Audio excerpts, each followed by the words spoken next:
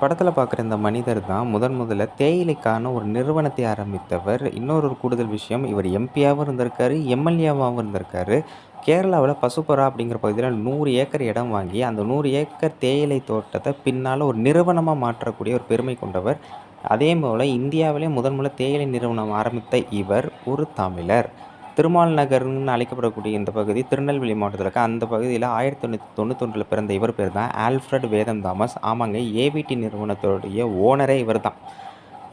இன்னைக்கு அவரோட பேரன் அஜித் தாமஸ் தான் இன்னைக்கு சிஇஓ, ஓனரா இருக்காங்க. அதேமாரி படத்தில நீங்க இந்த 2வது படத்தில பார்த்தீங்கன்னா, உபாசின்னு சொல்லுவாங்க. உபாசின்னு ஒரு அமைப்பு இருக்கு.